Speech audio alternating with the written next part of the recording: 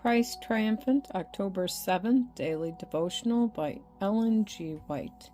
Jesus will give us power to overcome.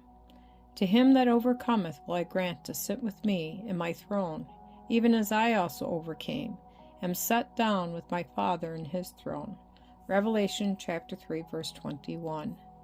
Satan is wrestling and battling for our souls. He casts his hellish shadow right athwart our pathway. Look away from his power to the one that is mighty to save to the utmost.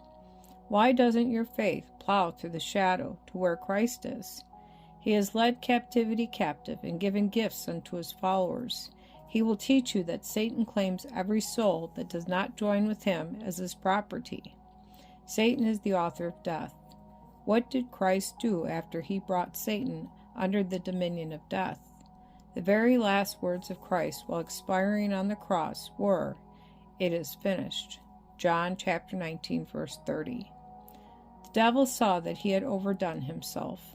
Christ, by dying, accomplished the death of Satan and brought immortality to light. And after Christ came up from the resurrection, what did he do? He grasped his power and held his scepter.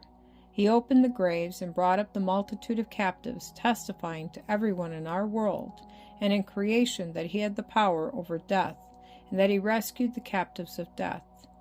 Not all who believed in Jesus were brought to life at that time. It was only a specimen of what would be, that we may know that death and the grave are not to hold the captives, because Christ took them to heaven. And when he comes again with power and great glory, he will open the graves. Again, the prison house will be opened, and the dead will come forth to a glorious immortality. Here are the trophies that Christ took up with him and presented to the universe of heaven and the worlds that God had created. Any affection that they ever had for Lucifer, who was the covering cherub, is now destroyed. God gave him a chance to work out his character. If he had not done this, there might have been those who felt the accusation Lucifer brought against God, that he didn't give him a fair chance, was justified. The Prince of Life and the Prince of Darkness were in conflict. The Prince of Life prevailed, but at an infinite cost.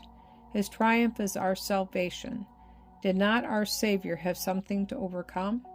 Did he not keep up the battle with the Prince of Darkness until he was a victor on every point? Then he left the work right in the hands of his followers. We have something to do.